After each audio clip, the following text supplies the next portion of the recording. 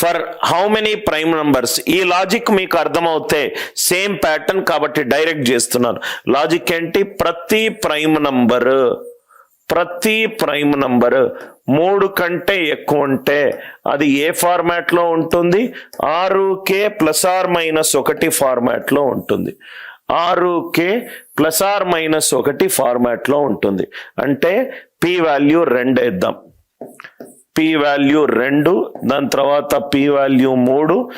ఏదైనా ప్రధాన సంఖ్య 3 కనుక ఎక్కువ అవుతే 6k + 1 ఫామ్లో ఉంటుంది, 6k - 1 ఫామ్లో ఉంటుంది. సో ఇది 2² + 15 × 2 - 1, 4 + 30 34 - 1 33. 33 అనేది 3 తోటి డివైడ్ అవుతుంది. సపోజ్గా 3 గనక వేస్తే 3² + 15 × 3 - 1, 4 + 45 54 + -1 53. 53 అనేది composite number. 6k + 1 6k + 1 2 + 15 × 6k + 1 - 1 6k + 1 - 1 6k² 3 తోటి డివైడ్ అవుతుంది. ఇది 3 తోటి డివైడ్ అవుతుంది. ఇది 3 తోటి డివైడ్ అవుతుంది. +1 -1 ఇది 3 తోటి డివైడ్ అవుతుంది. ఇది 3 తోటి డివైడ్ అవుతుంది. లాజిక్ క్లియర్ కదా సార్? 6k - 1 6k - 1 + 15 × 6k - 1 -1 +1 -1 ఇది కూడా 3 తోటి డివైడ్ అవుతుంది. ఇది కూడా 3 తోటి డివైడ్ అవుతుంది. సో వచ్చే ఆన్సర్ ఏంటి? p = 3. డెఫినెట్ గా ఈసారి క్వశ్చన్ పేపర్ లెవెల్ అనేది SSC ప్రిపేర్ అయినా, SBI PO ప్రిపేర్ అయినా, కానిస్టేబుల్ SI ప్రిపేర్ అయినా రైట్, డెఫినెట్ గా ఈసారి లెవెల్ అనేది లాస్ట్ 2 years నుంచి పెరిగింది రైట్. అన్ని కాన్సెప్ట్స్ తెలుస్తుంటే ఆటోమేటికల్ గా కాన్ఫిడెన్స్ వస్తుంది రైట్. నేను IIT కోచింగ్కి వెళ్ళేటప్పుడు రోజుకొక 200-300 ప్రాబ్లంలు చేసేవాడిని. సో అది నాకు నేను ఎంసెట్కి పెద్దగా ప్రిపేర్ చేయాల్సిన అవసరం లేకపోయింది. ఎందుకంటే నా ప్రాబ్లం ఎక్స్పోజర్ ఆల్మోస్ట్ ఒక 10 నెలలకు 60,000 నుంచి 70,000 క్వశ్చన్లు చూస్తున్నాను కాబట్టి నాకు ఎంసెట్ చాలా ఈజీ అనిపించింది. ఇంటర్మీడియట్ మీద కూడా ఎక్కువగా శ్రద్ధ పెట్టలేదు, ఎందుకంటే అవసరం లేదు IIT స్టాండర్డ్ చేసినప్పుడు రైట్. ఇది మీకు 20th పర్ఫెక్ట్ గా క్లియర్ గా అయి ఉండొచ్చు. 21st, what is the largest prime number whose cube divides? ఇది ఒక నంబర్ ఉందట కన్నా. 1 factorial into 2 factorial into 3 factorial and so on up to 997 factorial, 998 factorial, 999 factorial, 1000 factorial, 1001 factorial. ఈ నంబర్స్ అన్నిటినీ మల్టిప్లై చేస్తున్నా. What is the largest prime? ఈ మొత్తం multiplication ని డివైడ్ చేసే లార్జెస్ట్ ప్రధాన కారణాంకము ఏంటి? లార్జెస్ట్ హైయెస్ట్ వాల్యూ, ఈ మొత్తం ఎక్స్ప్రెషన్ ని డివైడ్ చేసే లార్జెస్ట్ కారణాంకం ఏంటి? చూస్తే కొంచెము రైట్ డిఫికల్ట్ క్వశ్చన్ లాగా ఉన్నది. లార్జెస్ట్ కదా, లార్జెస్ట్ ఎక్కువ వాల్యూ. సో లార్జెస్ట్ అంటే అటువైపు నుంచి వద్దాం. 1001 అనేది ప్రధాన సంఖ్య కాదు, ఎందుకంటే ఇది 7 × 11 × 13. ఇది ప్రధాన సంఖ్య కాదు, ఈవెన్ నంబర్ ఎట్లయినా కాదు. 999 అనేది 3 తోటి డివైడ్ అవుతుంది. 998 అనేది ఈవెన్ నంబర్, ఇది కూడా కాదు. అంటే మనకు కళ్ళ ముందు ఏం కనబడుతుంది? 997. 997 ప్రధాన సంఖ్యనా లేకుంటే సంయుక్త సంఖ్యనా చూడాలి. అది గనక ప్రధాన సంఖ్య అవుతే అప్పుడు మనము క్వశ్చన్లోకి వెళ్దాం. ఎలా చేస్తాం? నిన్న మనం డిస్కస్ చేసాం.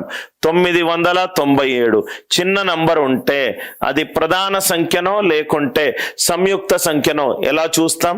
దానికి స్క్వేర్ రూట్ కనుక్కుంటాం. Root of 997. 31 square is 961. 31 square is 961. 31కి తక్కువ ఉన్న అన్ని ప్రైమ్ నంబర్లు వేసుకుంటాం. 2, 3, 5, 7, 11, 13, 17, 19, 23, 29 అన్ని ప్రైమ్ నంబర్లు వేసుకుంటాం. ప్రైమ్ నంబర్ క్లాస్ 1లో మనం ఎక్స్ప్లెయిన్ చేసాం. 2, 3, 5, 11, 13, 17, 19, 23, 29 2 తోటి కాదు, 3 తోటి కాదు, 5 తోటి కాదు, 7, 14, 98 కాదు, 11 అంటే some of odd places minus sum of even places. 9 + 7 16, 16 - 9 కాదు, 13 కాదు, అట్లా 29, 29 2 3 87, 127 కాదు, అంటే ఏది అవ్వట్లేదు. అంటే 997 అనేది ప్రైమ్ నంబర్. 997 అనేది ప్రైమ్ నంబర్. క్యూబ్ అన్నాడు, డెఫినెట్ గా దీంట్లో ఒక 997 ఉంటుంది. 998 ఫ్యాక్టోరియల్లో 998 ఇంటూ 997 ఫ్యాక్టోరియల్. దీన్ని కూడా 997 ఉంటుంది, దీంట్లో కూడా 997 ఉంటుంది. ఎనీవే మనకు క్యూబే కావాలి, 3 సార్లు వచ్చేసింది, 3 కంటే ఎక్కువ ఉన్నా కూడా చాలు. కాబట్టి ఆన్సర్ ఎంత? ఏది ప్రధాన సంఖ్య ఈ ఎక్స్ప్రెషన్ ని డివైడ్ చేస్తుంది? 997. 997. మంచి క్వశ్చన్ సార్. చూడ్డానికి కొంచెం మీరు ఈ క్వశ్చన్ ని వదిలిపెడతారు, కానీ easy. 1 factorial, 2 factorial and so on up to 1001 factorial. Largest ప్రధాన సంఖ్య, లార్జెస్ట్ ఫస్ట్ ఒక నంబర్ ఇచ్చాడు నగేష్, ఆ నంబర్లో అన్ని ఫ్యాక్టోరియల్లో మల్టిప్లై చేశాడు. 1 ఫ్యాక్టోరియల్, 2 ఫ్యాక్టోరియల్, 3 ఫ్యాక్టోరియల్, అట్లా ఎంతవరకు ఇచ్చాడు? 1001 ఫ్యాక్టోరియల్ వరకు ఇచ్చాడు. ఈ మొత్తం నంబర్ని డివైడ్ చేసే క్యూబ్ డివైడ్ చేసే ఏదైతే ప్రైమ్ నంబరు 3 సార్లు ఉండాలి, మినిమం 3 సార్లు ఉండాలి, ఆ నంబర్ ఏంటో కనుక్కోమన్నాడు.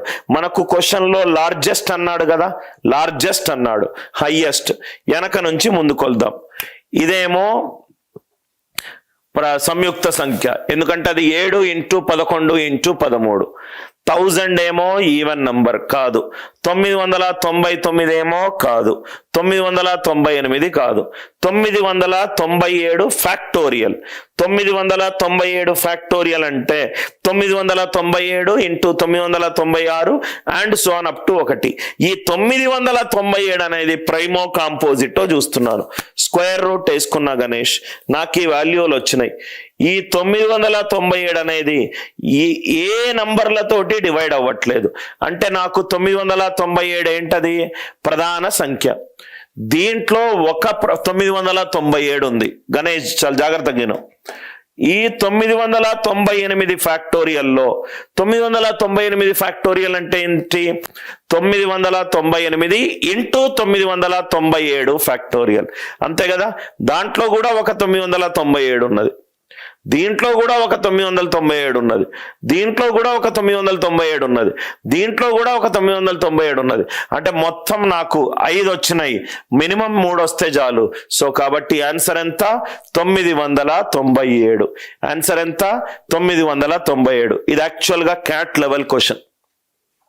క్యాట్లో ఇటువంటి మంచి ట్రిక్కి ద బెస్ట్ థింగ్ ఏంటంటే 34 క్వశ్చన్లలో 1, 2 కూడా మీరు ఫార్ములాలు మించి మీరు చెయ్యలేరు, రైట్? సో చాలా కష్టమైన ఎగ్జామ్ అని చాలా అంటారు, కానీ లాజిక్ తెలిస్తే మనం అందరము ఏమనుకుంటామంటే ఇవన్నీ ఎగ్జాములు కష్టము, సార్ ఇన్ని లైవ్ క్లాసులు తీసుకుంటున్నాడు, నేను అటెండ్ అవ్వలేను, రైట్?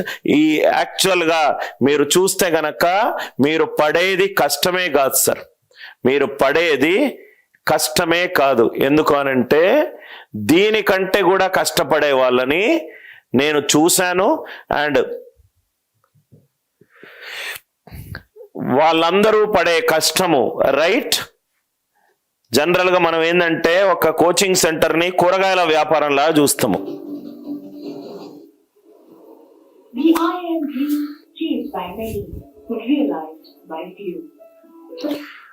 కళ్ళు లేనోడు మనకు చిన్నప్పటి నుంచి పుట్టిన తర్వాత అన్నీ మనకు పనిచేస్తున్నాయి, కానీ కష్టపడ్డం మాత్రం మనకు అలవాటు లేదు.